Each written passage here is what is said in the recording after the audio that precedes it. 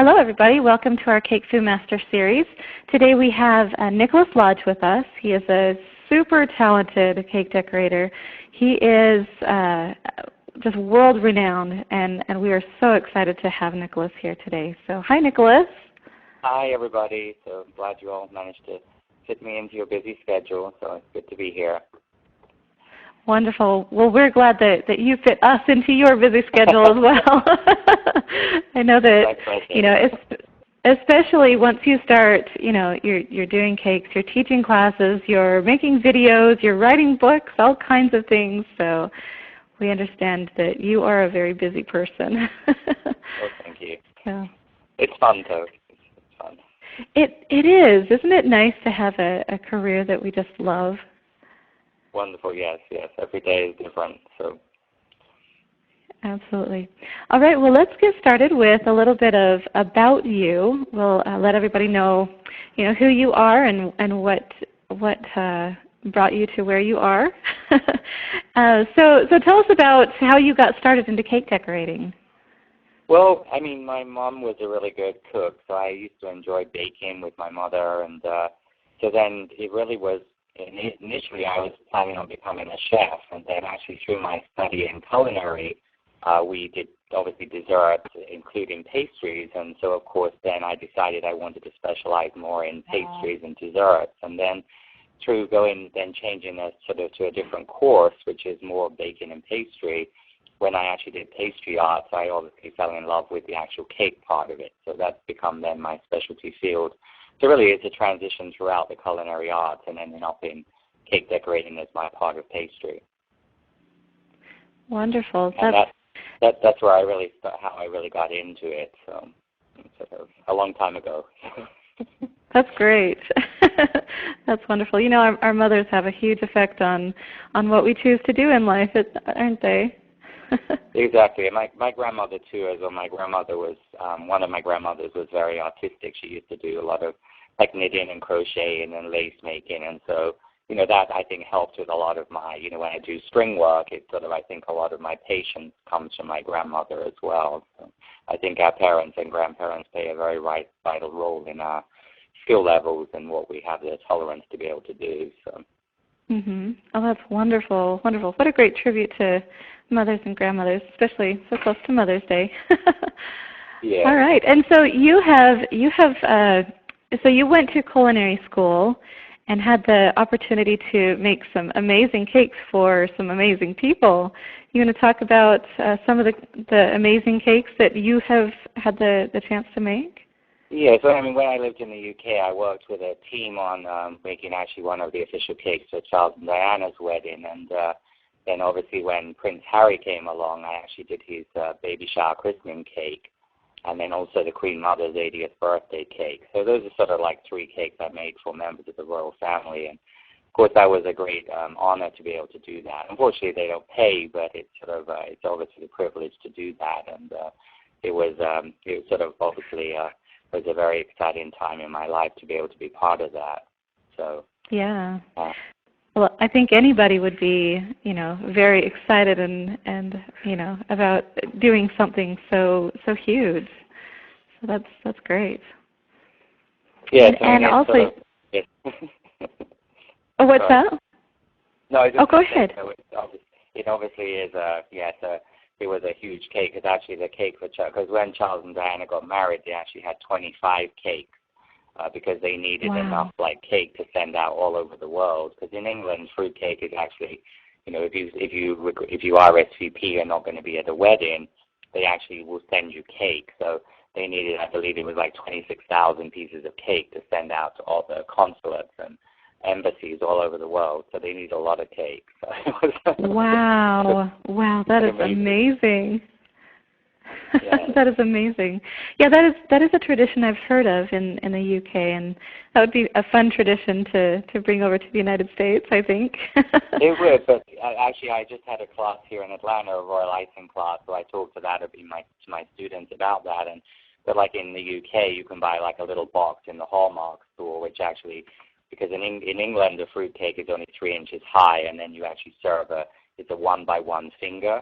So if you had, like, say, relatives in Scotland and you were getting married in London, you would put these two little pieces, fingers of fruitcake with marzipan and royal icing in this box and pop a stamp on it, put it in the mailbox, and then it arrives at your relatives in Scotland, and then they would have a cup of tea or something a little stronger and then sort of celebrate your wedding. But I think, unfortunately, like, our softer cakes here in the United States, I can't see UPS or FedEx making a good job of delivering that. Probably not. You do have a point there. And especially the style of cake that we make here, where it's not necessarily a pound, or a fruit cake. It's more of a, the softer, less dense kind of cakes. Yeah. Yeah. All right. So you have written a whole bunch of books. On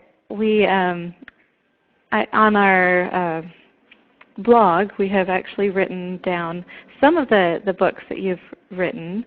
But how did you get involved in writing books? How did you come about that?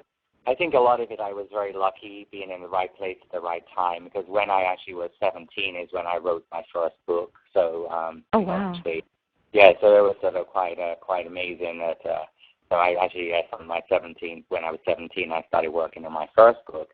So actually I was approached by a publisher because I was at college during the time, and I had won several awards at competitions in the UK. And so the publisher, Mayhurst, who did a lot of the early cake decorating books, they sort of found me and asked me whether I'd be interested to write a book, and that's really how it all happened. And then I wrote several books with Mayhurst, who then was bought out by Murdoch, an Australian publisher.